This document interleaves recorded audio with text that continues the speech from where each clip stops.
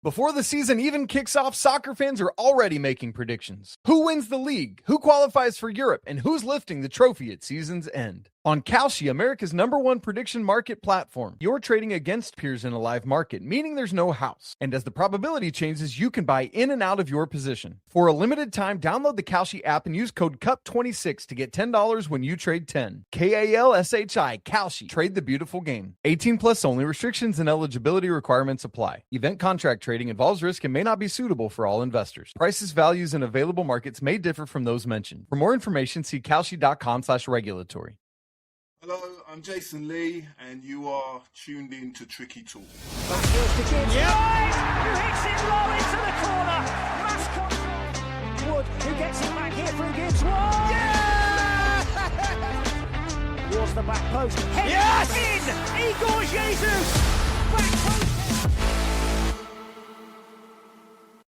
Hello, welcome along to the Tricky Talks podcast. It's one of our favourite episodes of the year, and it's our season preview and predictions show. Here with me is the whole gang for the first time in what seems an absolute age. Can't remember the last time we were all together, but it's been a good and hot summer, of course. So, Chelsea, how are you? Yeah, I'm good. I'm really excited. The whole gang's back together. And yeah, I'm so looking forward. I'm fed up with friendlies. I'm fed up with transfer news. So yeah, bring on the season. Yeah. The action is nearly upon us, and Kate is here as well, wearing the absolutely amazing new away shirt. I have to say, mine is in the post, but you're wearing yours now, Kate. Yeah, I couldn't miss an opportunity to wear it. I wore it yesterday as well, even though it was a home friendly. Just because, yeah, it's green. What more do we need to know, guys? It's green. We all love it. Take our money. Done. Yeah, one of the best away kits I've seen in a long, long time. And I'm surprised Marinakis went for green, though, Kate, because of the Olympiakos rivals, Panathinaikos wearing green. He plumped for that one. Yeah, I know. I did hear that when the rumours started to come out that it was going to be green. Some people were saying Marinakis will never have green, but it's good, isn't it? It's good. It's very, very apt.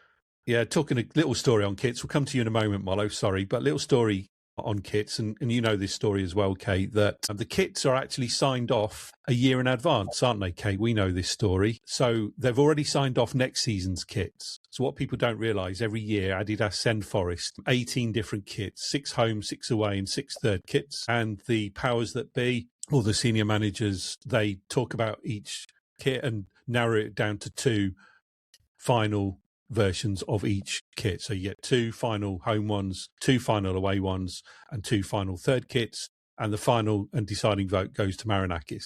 So he's the one that each year determines what kits are for that particular season. But what they don't know is that they've already decided on next year's kits. So they do it a year in advance. So just a little story there on kits that Kate and I heard when I was in Nottingham. But anyway, back to you, Mollo. Welcome. How are we doing? Good to see you. Just on that kit thing, I bet the original stripes were white, and he said, look, it's 2 green and white, change the colour of the stripes and we'll be all good. It's magnificent, though.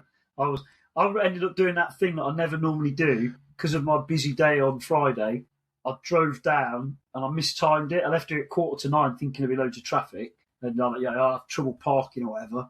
And of course, there was plenty of space in the car park. I ended up standing in a queue like a loser for 5 minutes till they opened the door, and then you're straight in. So it's literally pointless. Anyone who queued up at the start completely wasted time that they'll never get back. But anyway, so I ended up in there, and I didn't have to pay for mine. Woo. Yeah, good to see you wearing a new home kit. Anyway, but can anyone guess what shirt I'm wearing today? Mollo, you might guess. I do know this. I know this. My lads say, or anyone else? Yeah. Go on, Melchester Rovers, Roy Race. It is, yes, the Melchester Rovers kit from the 1980s. Always one of my all-time heroes, Roy Race, as a kid growing up. Used to read the comic every week, and now managed to get myself hold of that home shirt from that era. That's quality. Well chuffed with that. Right. Are you getting any of the new kits, Chelsea? Well, I am. I'm not a huge fan of the home kit. I've got to be honest. It looks better in real life, to be fair. Does it? Whereas the away kit, my cup of tea. I love Adidas Originals. I absolutely love it. So yeah, if I was going to pick one, I think I'm definitely going to be getting the away kit because I love it. Absolutely gorgeous. I only bought this because I was going on holiday. This is so sad, right? I've got to be careful how I phrase this because I don't want to be offensive, but I'm not a big one for adults wearing football shirts at football matches, if that makes sense, of the team that's playing, and especially players' names. It just goes back to the 80s, I suppose. But I always buy the kit if it comes out before I go on holiday, just so I can wear it on holiday. And then apart from on this show, if I go for a kickabout, which is rarer and rarer now, I'm fat and old, I just never wear my Forest tops. So they're clocking up in the wardrobe. That's why Ellie still wears mine from the 90s and the 80s. You know, everyone goes and buys these fake ones. She's got the originals in the 80s and 90s because I just never wear them. It's like, I know, weird. You guys know Danny and I went to watch Paphos play Red Bull Salzburg in the Europa League qualifying while we were on holiday in Cyprus, and we stood at like a sore thumb because we were wearing our red Forest kits. Paphos playing blue, and everybody was wearing blue, and in the middle of this crowd, in the middle of the ultras, were two red dots of people wearing the Forest kit. We stood out like a sore thumb, to be honest, but did get a couple of shouts of you Reds from other English folks that were there at the game. There was plenty of English people who were there on holiday. They decided to go to the game, and a few Forest fans as well, surprisingly enough. But Forest all over the world. Indeed. Yeah, walking through Paphos, you know, when the restaurant owners try and get you in to go and grab a bite to eat at the restaurants, they were all, Marinakis, we love Marinakis, and they're all Marinakis fans over there as well in Cyprus, so that was good. That was good to get that kind of information as well. But anyway, enough about kits. Should we crack on with our season preview and predictions show? Yes. So just a couple of bits of news to begin. One bit of news, Taiwo Wanyi's finally joined Coventry City. We all knew it was in the pipeline. It's been confirmed by the club today. Just a few words on Taiwo because we're going to miss him. He's an absolute cult hero and for Forest, wasn't he? Just a quick word. Kate, I know you're particularly upset by the move. It was really emotional when they brought him out yesterday because we weren't expecting it, were we? And then there he was. And I was just like, I think I put in the text my heart and it just like learned. I was just like, oh my God, it was just really emotional because like you say, he's an absolute hero. We love him. Everybody starts chanting, Taiwo, one day, please score. All of that straight out, all the cheers. And then they did the bumps with him, didn't they? And you just wanted to run on the pitch and give him a great big hug, which obviously I didn't do because I don't want to get banned. But yeah, that was just the feeling. It was just a really lovely, lovely moment. And I wish you well. Yeah, we do. Think of when they did the bumps was Steve Morrow and 17 million quid. As much as it was really emotional, I loved it. And I never bother with friendlies, only went because it cost nothing. And it was exactly the same. It was really emotional. When they were doing the bumps, all I could think of was, don't drop him and do a Steve Morrow. Yeah, he's given us some great moments, hasn't he? Namely, Brentford away, Mollo, and Chelsea away. And he made you cry, Chelsea, didn't he, when he scored to keep Forest up against Arsenal? I remember you saying before you cried like a baby when Taiwo scored against Arsenal. I did. Well, it was just one of them games, wasn't it, where it was completely unexpected and it was like a miracle was just happening in front of you, and the fact that we stayed up and that was his goal. And I still remember, I believe his first goal was at in the Premier League for us was at West Ham at home, wasn't it? And Taiwo, he's been such a big part of Forest going up to the Premier League, and he really has, and especially like through the injuries that he's had and everyone rallying around him. But yeah, he's made me cry. All good things, obviously, and yeah, he's just a legend, isn't he? And you know, we wish him all the best at Coventry because I'm sure he'll be absolutely amazing there as well. I think you nailed it there, Simon. He's a cult hero. Yeah, definitely not a legend, but a cult hero. Yeah, because he's not scored that. He's 25 goals, whatever it is, but the importance of some of those goals and when he scored them, and without a doubt, we'd have gone down that first season if we hadn't had his goals. So, and I love the fact that some of his most iconic goals are shinners and knees and stuff. What was his record? There was a record, wasn't there, that he took? He scored. Did he take it? He was the highest scoring African player in the Premier League that year, and he did. Was it 7 on the trot when he scored at Old Trafford or something? Something like that, 6 or 7. Yeah, he had that little spell as well, didn't he? He had that little spell. Stop it! I can't forget. It was it Southampton, Brighton, Arsenal, or something. He scored about 5 goals in those 3 games. Yeah, basically, it was just. So, yeah, everybody loves Taiwo. Yep. It was on the cards, and we all wish him well, apart from against us, don't we? We do. Smart business by Coventry, by the way, because 17 million for a proven goal scorer, even if he only plays 20 games, he'll probably get him 8 or 10 goals. And he'll be great in the Championship next season as well. Brutal. On to the season review then and predictions. There's one prediction for you. Let's start with just generically, you know, what are our overall hopes for this season? We don't need to go into a huge amount of detail, but let's each of us express our own hopes for this season. I'm sure we're all hopefully singing along the same lines, but we'll start with you, Chelsea, in terms of your hopes and expectations for this season. Not in a relegation battle. That'd be Absolutely great. And I think for me, I hope that we're more settled as a team. I can't cope with any manager changes this season. I just can't. I can't do it. I want us to be settled. I want us. Sorry, Molly. I want us just to be settled. I want us to feel like just have that consistency that we lacked last season with all the manager changes, and everything was so up in the air, which just felt like for the whole season. And I just want us to feel more like an established Premier League club where people start taking seriously. We're not the kind of clowns of like, oh yeah, who's got another manager? Or is that Mr. Bean or Mr. Blobby or whatever it was going to be? So yeah, not in a relegation battle, a nice comfortable season and a settled season with a lot of consistency. Absolutely. Thanks for that, Kate. What about you? Are you hoping for something similar, or have you got your sights set a lot higher than that? I do have my sights set higher than that. It's heart over head, isn't it, when you're talking about Forest, and especially at this beautiful time when a ball hasn't been kicked and everything seems possible. But I think for me, it's a one or the other season. So it's either a cup final or a good, strong finish in the Premier League.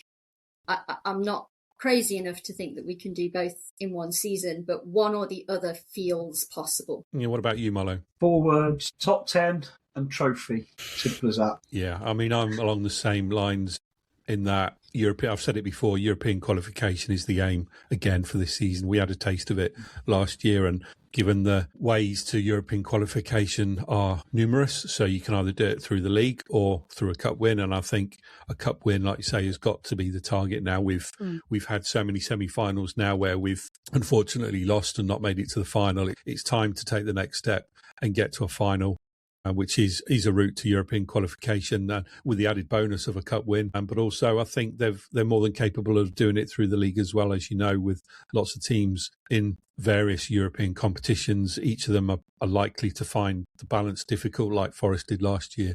So I'm looking at that as an opportunity as well to get a little bit higher in the league than we did last year. So they're my overall hopes. We ran a poll on Instagram, didn't we, around what the fans expecting and hoping for this season, and what were the overall results on that? Because I think there was a couple of categories which stood out more than the others. But are you able to share where it ended up? Yeah, so there was quite a lot of votes really. So we had finished top 4, Europe here we come, mid-table, can we do a boring season, or another relegation battle. So another relegation battle was 4%, mid-table was 37%, Europe was 52%, and top 4 was 7%. So yeah, Europe seemed to be the favourite out of the poll. So Let's save it up, Marlo. Yeah, I think that's a fair reflection, isn't it, of the general fan base? You've not got too many at the top. You've not got too many thinking that they're going to finish down the bottom, and it's likely to be somewhere in between. So I think that poll's a good reflection of where people's thoughts are at the moment. On to some individual categories then. Let's start with top goal scorer. We'll go in reverse order then. Mollo, who are you going to put down as top goal scorer? Obviously acknowledging at the time of recording, we don't know whether our top goal scorer has actually been signed. So let's stick with the names that we do know. I'm going to go with, I know it was Morgan last year and sensational. I'm going to go with Jesus, purely based on pre-season. He's got a year under his belt. He's got all the attributes, it would seem, and he's obviously going to be working on it. He's not come across as a natural goal scorer, to be fair, but to be our top goal scorer, if you get in 12 or 15 normally, and fair play to Morgan Gibbs-White last year, who from midfield got even more. So I'm going to go with Jesus, because I think he'll be a shoo-in. I think on the FPL show that you did with Chelsea, brilliant show, but I really done my team now, and I'm like racking my brains and changing it. He'll play a lot, won't he? So I'm going to go with him. I agree. Actually, I think we saw signs towards the end of the last season, didn't we, that he was starting to get into a rhythm and getting his goal-scoring boots on. And I know he had a difficult start, as you would have expected, given the fact he was coming into a strange league in a strange and foreign environment. Now he's settled for a year. I'm expecting him to kick on now, and he's got my vote. He looked a bit more clinical, didn't he, towards the end? And he did. I know pre-season means nothing, but he's got a few goals under his belt for his confidence. So that does mean something in that respect, I suppose. Yeah. So I'm going Jesus for me as well. Kate, who are you going to go for? Well, I've put Morgan Gibbs-White or yet to be signed. So quite similar to you guys. I think we're all anxious for a striker to be signed and for that striker to produce what we want, which is lots and lots of goals. But in the absence of him, I can't see it being anybody other than Morgan at the moment. Okay, and who are you going to go for, Chelsea? Yeah, I'm going to make it a hat trick. I've just said Jesus as well. I'm in the same mindset where I don't think we've signed him yet. But, it took him a while to settle into the Premier League, to find his place. At moments last season, I always felt like he was, one step behind. Whereas, now since being in Europe, he's a more established player up front. And I'm looking forward to seeing what he brings this season. Interesting. Nobody's gone for Chris Wood, the all-time Premier League top scorer. Interesting. Anyway, moving on. Maybe he'll appear in another category. Who knows? Right, breakthrough player of the season, Chelsea. Let's go back around the table. Who have you got as your breakthrough player of the season? I have actually gone for Jesus again, purely because of what I've said before. I feel like he has come into his own, and like you said, from, coming to a different country, and even just a different way of living, language, everything in that aspect in his personal life, as well as trying to fit in the Premier League, which is the hardest league in the world. It is really difficult. And I just feel like he's going to be one of them players where it's just going to be a snowball effect. If he scores one, that ball is just going to keep rolling. And, I think, now with him, he will start to be, as he has done more as well at the end of last season, being in the right place at the right time. Hutchinson's crosses.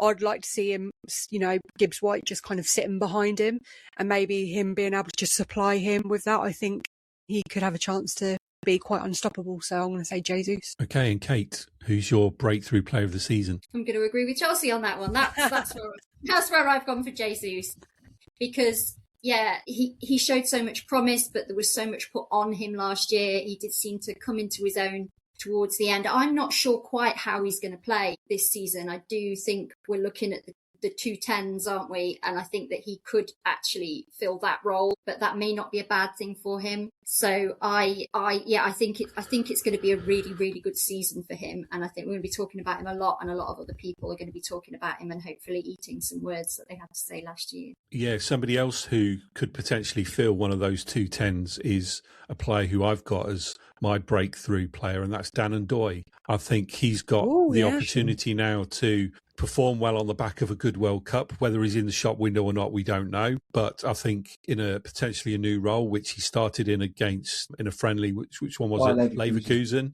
where he scored. I think he's got an opportunity now to showcase his skills, because I don't think he's suitable for Glasner's wide role or wing-back role, which looked to be nailed between Williams and Aina as it stands. I don't think Ndoye is suited for that. So I'm looking for him to establish himself and perform like the player we all hoped he would when he got signed a year ago, because it's fair to say he didn't last season. So let's hope he gets that breakthrough this year. Who are you going for? Man, it makes me want to change my mind now, because I interpreted the question ever so slightly different. But I had forgotten about Dan Ndoye completely, and I agree with everything they said. The guy said about Jesus, and I think you're wrong about one thing there, because he played wing back reasonably effectively in Europe, so he could also fulfil that role if we were on a more attacking. That's by the by. And one of us did say last year, a year from now, and that was probably in about September, October, we'll be saying things about Dan Ndoye. I hope he doesn't leave, because I said there's a player in there, and I genuinely felt like he would be the one in his second season. But I'm going to stick with what I wrote down earlier today. Really interesting one, and I'm basing it on two things. One, noises coming out of the training ground. Two, the type of player we know he could potentially be. And it's a real massive risk, this one. So I'm being a bit left field. I'm going James McAtee. And by breakthrough, a bit like Dan Ndoye. Dan Ndoye did do some great things at the start of the season, didn't he? Whereas McAtee didn't show us very often what we know he's got. Apart from, I've banged on about this all last season, when a player's got that good a first touch, he's got a chance. So, and I don't know what his role's going to be. There's talk that he loves him in that midfield role, which is interesting. So I'm going to go a bit left field, because if we get the best out of what McAtee is apparently capable of, that could make for a very good season. We might not, and it might be someone completely different. So this isn't me saying it's for sure. So just a bit left field there. Excellent, good choice. I did consider him myself, actually, but went for Ndoye. But what about your unsung hero, Molo? Who do you think is going to perform really, really well, but perhaps not get the recognition he might deserve for it? I've thought long and hard about this one, because the natural one is Yatesy, but then in a sense, Yatesy does get recognition from the true fans, the true supporters, doesn't he? This was a tough one. So I'm going to go with I'm going to go with Milenkovic, just because I think, as the categories will show later, we're going to have an awful lot of focus on our other two centre halves nationally, because they're all brilliant players, I'm sure, but those two are fast. They bring the ball out and they're ball players, and obviously we know Murillo is a ball player. I think on the last pod you did, you were talking to the prof about Murillo and what he can do, and it made me chuckle. But it's true. We're all waiting for that worldy 60-yarder or more of the goals like he scored against Fenerbahce. I reckon Milenkovic will be the guy who's that glue in the middle, keeping it solid, leadership. Is he an unsung hero? Probably not, but I'm still going to say him. Okay, what about you, Chelsea? Who's your unsung hero going to be this season? I've gone for Milenkovic as well. Everyone knows how I feel about Milenkovic. I think he's just an incredible centre-back, not only for his defensive role, but his clearances. And also as well, I think what goes amiss with him is his leadership. He's so vocal on the pitch, and I've always said that he's got this captain energy about him, and I would love him to have the captain armband. I really would. So overall, him as an individual, I do think he, does go a bit under the radar, and I don't think people notice as much, like Molo said, where you've got, Murillo and that. So yeah, I would definitely go for Milenkovic. You can't call your fantasy team name Milenkovic Kintyre, though, can no, you? I know. I had to think of a name for him, but it's not happening yet. But you never know. I could change it. We've still got time. Yeah. Right. What about you? I've just realised that Wilf's fantasy team is called Macaroni and Cheese. Oh, he's going to have to change it. Bless. You still can keep that. That's just too good to lose. It is. Right, Kate, who's your unsung hero going to be? I'm going Milenkovic. And, it's funny because listening to Molo's reasoning, it's exactly what I've written down, which just goes to show you how far we've come in a year as well, Molo. I've been educating you now for long enough. Is that what it is? Yeah. Sorry, I'm joking. No, I know. But yeah, like you say, it's all about Murillo, and I think there's a lot of eyes on Diamonde, a lot of excitement around him. But Milenkovic is he's so solid, he's so good at what he does, and I think that he's one of those players that if you're a Forest fan and you watch Forest week in, week out, you appreciate. And where he might get bypassed and missed by the wider media and the wider footballing community, but as a Forest fan, you know what you get with him and how good he is at it and how vital it is that he does it week in, week out. So I absolutely went for Milenkovic just the same, yeah. Isn't it ironic that we've all said a player that was our player of the year a year ago? I know it's nuts when you think about it, isn't it? But he was bypassed last season, wasn't he, completely in terms of conversation? Yeah, I've got news. I'm not going to go for Milenkovic.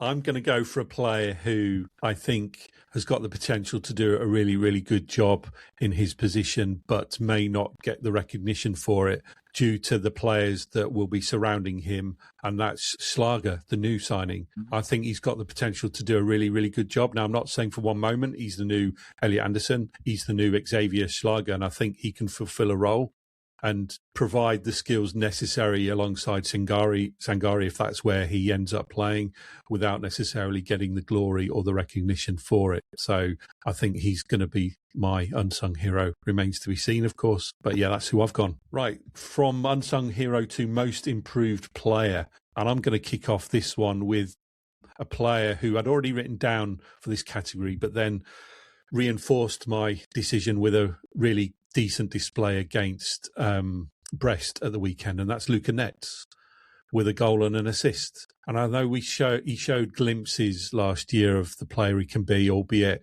there were times where, yeah, he did look a bit out of place. But again, he's a new player that needed time to settle, and I think he's got potential to push the likes of Aina for a starting role. I'm not saying for one moment he will supplant him in that role, but I think he's got the potential, and I can certainly see him as being one of the most improved. And Kate, what about you? Well, if people are listening to this for variety, then they need to switch over to one of the others, because I think he's impressed in general in pre-season, and I know Molo's opinion on pre-season, but we've got to base it on something. And he's just shown me that he's got more to offer. And I think when he very, very first came, there's always that initial excitement, watching the reels, what's this guy capable of? And I don't really think that we saw it last season. There's a lot of potential there. And, you know, I know we're going to touch on this a lot, but there's a new manager, there's a whole new staff in. We don't know which way they're going to go. And, you know, a lot of the stuff that they're deciding will be based on pre-season and training as well. So for me, Luca Nets is a really good shout for most improved. I wouldn't say variety is a good or bad thing. I would say it's great minds think alike. Is what I'd say. Great minds think alike, yeah. Yeah. Chelsea, who are you going for? Don't say Milenkovic. No, I'm not saying Milenkovic. Don't worry. No, he doesn't need any more improving. He's already great enough to this. No, I love you, Molo. I've gone Sangari. What, for next season? For next season, I'd like to see him. I'd like to see him. He was most improved last season. Well, yeah, I see. He can only keep getting better. Keep getting better. Yeah, I just feel like obviously with midfield, looking a bit more empty now that Sangari's gone. Anderson's gone. I feel like maybe he needs to just he needs to step up his game even more so now. Maybe actually, you know, going in for challenges, holding his own a bit more. So I think maybe there's going to be this consistency as he was improved last year. Hopefully he can keep going and get more improved this season. Yeah, Molo, are you going to go for a Sangari again, or are you going elsewhere? No, because his step up in improvement from the previous season to last season was about a gazillion %. So if he does that again, then he'll be okay. I've just got to ask one question. Luca Nets, who I think is far better suited to a wing-back role than a back four, obviously, and that's what we've got. But who does he replace, Kate, if he does become our most improved player and play regularly? That's my question. Well, that particular player can go anywhere, can't he? So. Yeah, kind of right. But no, I can't see anyone taking Williams' place anytime soon anyway because of his sheer consistency. I went Dan Ndoye just because I've got to back up what I said last season about he's a player that I think we're going to see. I said after a year of settling in and whatnot, I think we'll see the player he really is, and we'll be saying I hope we can keep him a bit like we did with my brain's gone. That really fast winger that went to Newcastle. Elanga. Yeah. You know, Elanga, that season he was very, very good and we were desperate to keep him. I think come the end of next season we'll be saying the same things potentially about Dan Ndoye. I really hope so, whether that's as a wide player kind of wing-back role or as one of those 10 roles, time will tell. But a lot of competition though in both positions, so I'm going to go Dan Ndoye. Yeah, good choice. We talked about Tyrone Wanyi being a cult hero at Forest. Now he's been sent to Coventry, literally. Who's going to be the new cult hero, Molo? Who's going to take his place? It could be Schlager, actually, because I missed that one I missed that on my list. Schlager, purely because if he stays fit, he's clearly a very good technical player. Very, very, his touch, his awareness, everything he's got, his passing, his driving, all that sort of thing. You can tell even in the pre-season that he's got that. But he also, again, he was very dominant physically, which is going to be a very different kettle of fish. But I don't feel like he'll be needing as long as players often do to settle into the physicality. Maybe the speed, but the physicality of the Premier League, because he's a unit, isn't he? And it's whether he stays fit. I noticed on the friendly on Sunday he had about 10 metres of strapping all over one of his legs. I'm thinking, manage his minutes. But yeah, I'm going to go Schlager. Chelsea, who's your new cult hero? I've gone for Ole Einar. I just feel him on and off the pitch. I feel like last season he didn't shine, did he? Bless him, because of his injury. And I feel like that, that really affected him. And obviously being out for quite some time, not only just on the pitch, he's a great right back. And then the fact that in the dressing room as well, he's such a big character with the fans. He equally is as well. And I just feel like he's a really good all-rounder for the club. So I'll say that he's my cult hero this season. Okay, and Kate, yours? No, I like yours better now. Chelsea. I went for Schlager as well. Schlager gives me like Yates vibes in some respects. And I feel like, that's not a bad thing in terms of he can be a little bit niggly, he can get on people's wick, but he's much, much more technical and does seem to be, I don't want to say an improved version because I love Yates, as we know, but I don't know, there's just something about him that makes me think we're going to fall a little bit in love with him for that, for not being afraid, for going in for things and also showing, that real technical skill to back it up. So Yeah, and yeah, I already like saying Schlager. I like it. Schlag. Yeah, Schlager. So yeah, that was my reasoning. I went for Schlager. Okay, I'm going to go for a player who I think has got the potential to be a massive hero amongst supporters. He's young. He's reportedly really, really good. He's big. He's physical. And that's Ousmane Diomande. I think he's got the potential to win the fans over really, really quickly with his style of play. And I can see him being a cult hero amongst fans if he lives up to the billing and his fee and plays really well. So that's why I went for him. Right, on to the next category, most to prove. We'll start with you on this one, Kate. Who do you think, which player or manager has got the most to prove this season? See, this is where I went for James McAtee, because I think expectations of him are quite low after last season. And actually, I do think we're overlooking something there. And I'm hoping that is one of the many things that Glasner is going to bring. Because if you can get a player of McAtee's quality doing what he should be doing effectively, then there's no denying you've got a really good addition to the squad there. And funnily enough, I saw him and spoke to him at the end of one of the games, and the person that I was with asked him about, how he felt about next season, and that they were the words that he used himself. There's an awful lot to prove. And that really stayed with me. So when I saw most to prove, obviously my brain went there straight away. So he knows he's got a lot to prove. He feels it. And I really hope he gets the opportunity to do it this season. Yeah, like it. Chelsea, who do you think's got the most to prove? I've gone the same as Kate. I feel like I was so excited when we signed McAtee. I really was. And it just felt a bit flat, didn't it, afterwards? There was a lot of hype. And then, yeah, obviously there's a lot of factors. Minutes, game time, obviously managerial changes, you name it. But I feel like this season it's either going to go one way or the other. I don't think there's going to be any in between with McAtee. And I feel like now it's almost saying, right, the floor is yours. Show us what you can do. And hopefully he does do that. But I think, when I had a really good think about this, and I went through the whole squad, and out of all of them, it was McAtee for me personally. Okay, interesting. Well, I like that. Mollo, who do you think's got most to prove? On the FPL thing, because I remember the prof talking about Bakwa, and he was someone was in my thinking, and obviously McAtee, but I've already awarded him.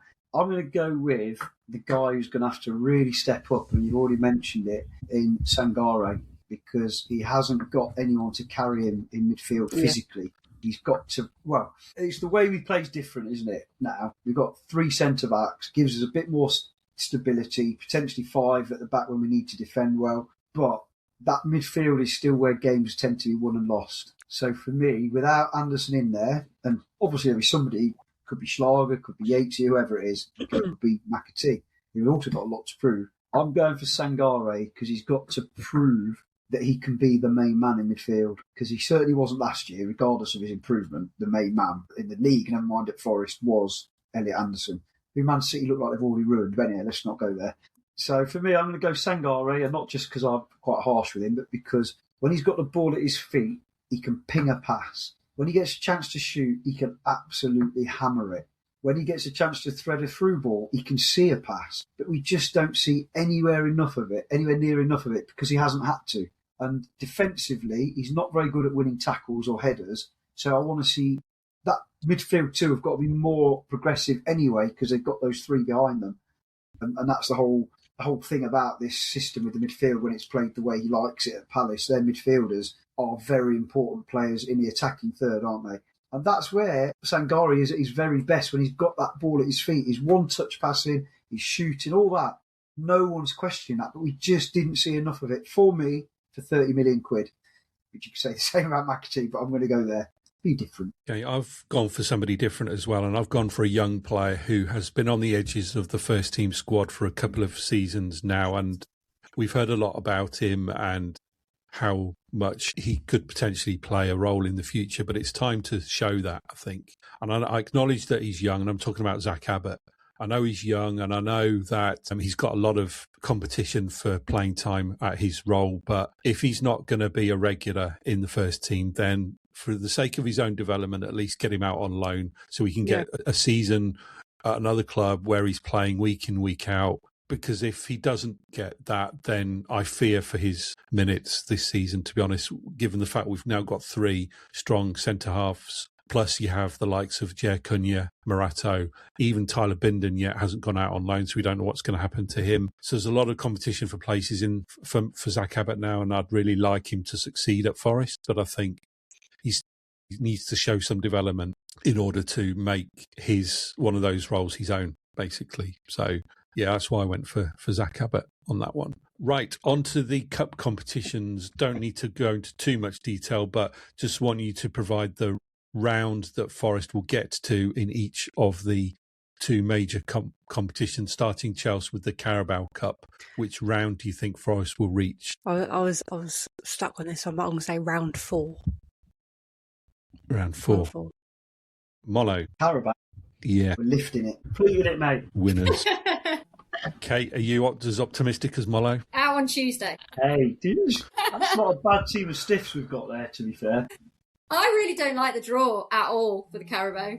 I don't like Leeds at home. I don't like it as draw. It gives me the, don't like it. Out on Tuesday. Yeah, I mean, I've got the same. I don't like it either, and I'm really, really worried that, one of the major routes to a European trophy is going to slip through our fingers in the first week of the season. I hope sincerely it doesn't, but I don't like the draw either. I'm concerned. I'm going to the game, got the tickets today, but I'm really concerned that they're going to let that opportunity slip through, which cuts down the odds of making European qualification by a third already. Do you think Leeds will go strong, though? I don't 4 know. visits in 2 visits in 4 days? Not sure. Do you think their squad's stronger than ours? Forget the Overall, first no. 11. It's all about team selection on the day, I think. It is, yeah. It really is, yeah. I think our stiffs will be all right. Okay. Will our stiffs perform any better in the FA Cup, Mollo? I love the FA Cup, as you know, but I feel like that's the nuts and bolts of the season. By January, we'll be getting ready to lift the Carabao Cup. Our priority will be the Carabao Cup and the league. So I'm going to say 5th round after a couple of easy draws where the stiffs go through. Yeah, I've got 5th round as well, actually. The reasoning behind both of these, actually, is I'm never right on these things. So if I predict an early exit, reverse psychology means they're going to go quite far. So hopefully all the players in the squad are listening to this and will ignore me. But I'm going for 5th round as well. And Chelsea? Now you've made me nervous to say mine now, Simon. I don't want to put like a bad omen out there, but I want to win silverware. And ever since I was little, I've always wanted to see us win the FA Cup. So yeah, I've gone final. I don't want to say. Not the question. I don't want to say. You said how far. You didn't say. Yeah, I don't want to say. I'm not saying it. Okay, we'll stay with you, Chelsea. Where do you think we're going to finish in the league? I've gone 10th. I've gone 10th with an FA Cup win into Europe. That's what I'll say. Yeah. Quick leg, I've said it. Yep, like that. Kate? Do I not get to predict the FA Cup, Simon? Did I not? I'm sorry. Go on then. Yeah, FA Cup then. Sorry. We're getting on it. In the same way that the Leeds draw gives me the heebie-jeebies, it's the dream. It is the absolute dream to win the FA Cup. And I would take 17th in the FA Cup. I will. I'd take that right now. Offer it me right now and I take it. Yeah. Not that I think that's not necessarily what I'm predicting, but for me, that's the final. It's the thing that Clough never did. It's the thing that I've never seen, and it's Glasner. And this is where I go right back to my first thing of heart and head. I want to win the FA Cup. Yeah, I like that. I'm sorry, I forgot you, Kate. I was writing down all of our predictions. Outrageous. As I've gone all the way through, and I wrote Chelsea's winners against your name. That was my mistake. We'll come to you for the league, though. Did you say 17th? Well, what I've said is, if we don't win a cup, then I think we're going to finish 7th. If we do win a cup, I think we're going to finish 15th. Okay, and Mollo? 7th and Carabao Cup. That's what I said. But I still have mental scarring from the 91 Cup final, though. So I'd love to get to the Cup final and win it, but just to get to that final, it'll all come flooding back, won't it? That cheating Geordie chap. Anyway. Yeah, for years I couldn't watch the 91 final, any of the highlights, or every time Gary Mabbott lifted the cup on A Question of Sport intro, I had to look away. I just couldn't face it. I still see the tackles pop up from time to time, don't they, on YouTube or on social media. Yeah. And I just think, I was 11. what was and Roger Milford looking at? Yeah, it's the first time I remember being truly devastated about football and sitting and just crying as an 11-year-old child. Yeah. We feel old now. Yeah, I'm going to go for 10th, like Chelsea. I think 10th is reachable. And I think depending on how the squad play, I think they can potentially set their sights higher, but everything has got to fall into place. They've got to have a bit of luck. They've got to stay clear of major injuries. If all of that and the new signings have got to perform and settle in well, I think if all of that comes together, they've got the potential to do really well. But for now, I'm going to settle on 10, which coming to the end now, we've got 3 categories to go. We're going to start with, though, and hopefully you've all had time to think of a bold prediction for this season. Can be absolutely anything, but what are your bold predictions? And I'll kick off on this one, in that my bold prediction for this season is that Morgan Gibbs-White will become Forest's all-time Premier League top scorer, overtaking Chris Wood. Chris Wood's on 38. Gibbs-White is on 32, so he's not too far behind. That's not a bold prediction. That's a certainty. It is, unless because Chris Wood keeps scoring, I suppose. Exactly. So you just don't know how the goals are going to be distributed this year, but that's by the end of the season, Morgan Gibbs-White will be our all-time Premier League top scorer. So what about you, Molo? So many of these, and we're going to lift a trophy and all that sort of thing. But I'm going to go for, and it ties in because we haven't done the Young Player of the Year yet. It ties in with that. And I'm going to go for, we are going to see a 16-year-old play in the early rounds of the Carabao Cup and come off the bench. And someone that we'll hear a lot of over the next few years, I think. Won't name him yet because we've still got a category to go. Okay, interesting. Hold that thought. Right, guys, what are your bold predictions? That we're going to win at Anfield for a 3rd season in a row. Oh, I like that. That's Yeah. what I've got. Yes, Chelsea. Yeah, I think it's possible, I think Liverpool have not had a good pre-season, touch wood. No, we know what that means. What's that? Nothing. That's what it means when they've not had a good pre-season. No, That true. new centre-half is quite useful by all account. Right, okay. Good set of bold predictions. Let's move on to Young Player of the Year. Molo, you've got us intrigued, so I'm going to hold you to the end. And we'll start with you, Chelsea. Young player of the season. So I've gone for Mari Hutchinson because he's 22, isn't he? So yeah, I've gone for him. He does excite me, and I've, as I said before, I've always been his biggest critic. I do get a lot of stick from Town fans going, "Oh, you said that he was going to be so rubbish, and now you're so excited about him." I'm like, oh yeah, whatever. So I ate my own words anyway. As when I do see that he does offer a lot of potential, and we have seen him grow over the last season, especially within Europe as well. He's able to slingshot down the line. He's pinpoint crosses that he does, drives into the box well, and he's still only 22. So That pre-season means nothing because he did absolutely none of that yesterday. Yeah, I don't like pre-season, don't like friendlies. I block it out completely. I completely block it out. It's just, no. I'm going to go for Diamande again. I think at 22, he's got the potential to, and if he does become a cult hero, as I think he might do, then he's clearly going to have a good season. And I think Diamande is my vote for Young Player of the Year. Kate, who are you going for? I thought about going Diamande, but I thought 22 was too old for Young Player of the Year. So I went De Silva Moreira, which might be absolutely impossible because he might not actually make the squad or play. But I liked him, and I know nobody likes pre-season and all of that stuff. But the ones that I've watched, which is all of the home ones so far, I thought he was decent. I thought he had a bit of something that I'd not noticed before. Obviously, he has been out on loan, so I would like to think he's got something to offer. Nobody's thinking about him. Nobody's talking about him. If he gets in and we have a nice cup run, then I think maybe he could be in for a shout. Good one. Molo, who's this young player you've got your eye on? I've got an ever slightly vested interest because I used to coach and teach his dad, but he's only 16, I think, this season. He's already played England under 15s. He's already scored goals for our under 18s. I think I saw him on Sunday, because the academy boys do the ball boy stuff, and he looks like he's grown a bit. So I'm going to go, and I don't know if I'm saying his first name right, which is terrible because I'm rubbish with names at the best of times, Azai Bonick, who kind of is a bit of a YouTube sensation. If you want to see what he's like when he's 6 years old, it's all on there with the Bonick brothers, because his brother plays for Forest Green now. But he's a kid who's just, some people just look like the ball was born to be at their feet. And there's not many of them. Paul Gascoigne was one, albeit that he had Gary Parker's chest at his feet more. But anyway, I just think if we are going to blood a few in the Carabao Cup, we've got this massive squad, and I know we're probably trying to offload a few. He might get a chance this season off the bench in the Carabao Cup. I hope so, if he's ready, because he's already played under 21s as well, I think. So he's getting closer and closer. And he is a watch this space guy. I don't want to put pressure on the young lad. Not that he seems to care. He just looks so natural on a football pitch. It's untrue. If you get the chance to watch any of the academy boys, he's the one that you just look and think he's got a very, very good chance. He's already one of the best kids considered of his age in the country. We'll see, but I could see him getting a few minutes out wide. And in terms of young player of the year, he might win it anyway without playing for the first team, but that was just my shout. Yeah, what position does he play then? Anywhere you want. He's that good. But kind of midfield, he's centre space, centre mid, right mid, up 10, up front. He's very, very attacking, and he scores unbelievable goals for a kid.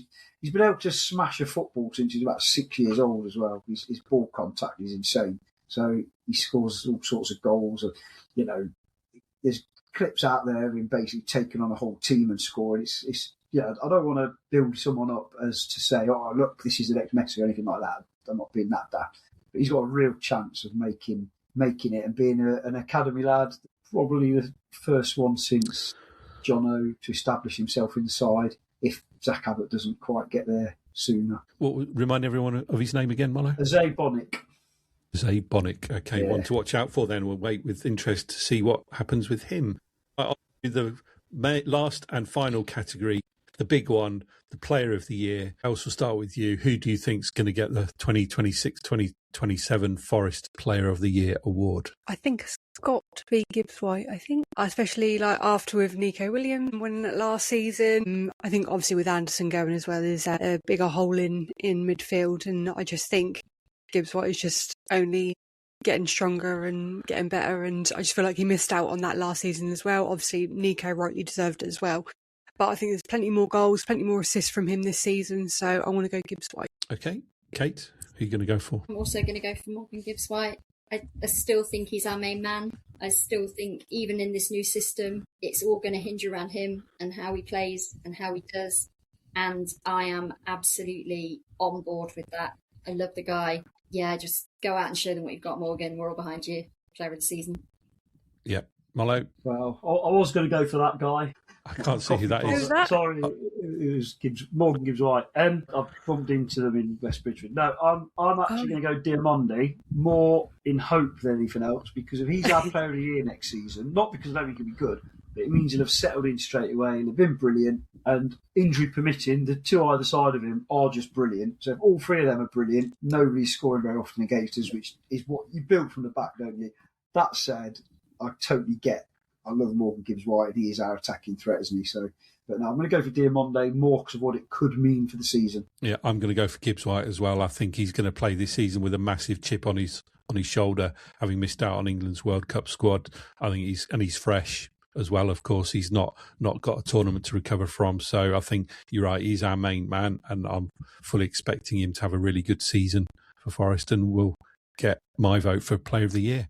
So that's it. All of our categories are now done. Any final thoughts from you guys on either the season as a whole coming up or anything else you want to bring up, Kate? So I do have something I want to bring up, and I hope it's okay. So I want to just have a little minute to talk about my auntie Ros, who passed away in the close of season. She was one of the original Garibaldi girls, first visiting the City Ground in the 1950s, and I emailed the club about getting her in to the programme and up on the big screen as the Forever Forest, and they were lovely in the way that they responded. They emailed back to say they don't do the big screen anymore, but she is going to feature in the programme at Leeds, and there's a lovely message that's going in there from her sons Mark, Patrick, Kevin and Stephen, and it's going to be weird sitting in the City Ground and knowing that she's not there. So I just wanted to give a shout out to Ros Thompson, my aunt, who a lifelong Forest fan that's no longer with us, up there watching it with me dad now. So I just wanted to say that she loved listening to us, guys. Last year she loved listening to us, and loved that I was doing this. So miss her. Nice words. Chelsea, anything from you? Just really looking forward to the season starting again. I really am, and I just hope we're in for a good one. I just want a great season, and it's good being us four back all together again. Love it. Can't wait. Okay, Molo, anything you want to bring up? It's hard to follow that, okay? But echo what Chelsea said instead. Can't wait for the season to start. As much as I hate pre-season, going on Sunday made it sort of think. I was saying to my lads, it's going to be electric, isn't it, on Saturday against Leeds? Cannot wait. And first away game at Liverpool. It's not a bad start, is it? Well, might be a bad start. Hopefully not, but an exciting start. Can't wait. Bring it on. And the Carabao Cup final. Yeah, absolutely. And then just from me, we're looking to bring you 2 shows a week now, aren't we? One with a review of the weekend's games and another later in the week, which will be our preview show of the game coming up the following weekend. And we've got loads of new stuff planned for social media as well. And we've already started one, having a weekly poll. We've got some other new features which we're going to be putting out on social media throughout each and every week during this season, which leads me to just remind everyone to join our fantasy league. The link is in our socials, but the code is 17S8PO. And for anyone who hasn't heard it yet, go back and listen to last week's show where we had the professor from Lazy FPL on specifically to talk about Forest. You mean and that was a really to find good out show. how Simon won the league last year with extra help that we didn't know about? I don't even need it now, Mollos. But he's an excellent guest, and if you haven't signed up for the Lazy FPL newsletter like Chelsea's going to do, please do so, because it's an excellent newsletter full of loads of hints and tips on how to manage your FPL team and your season. So encourage everyone to follow Lazy FPL. But that's it. Our season preview and prediction show is now coming to an end. Don't forget to follow us on social media throughout the season, of course, and we'll be back later in the week with a preview of our first game of the season against Leeds United. So thanks everybody for listening and for watching, and we'll talk to you again real soon.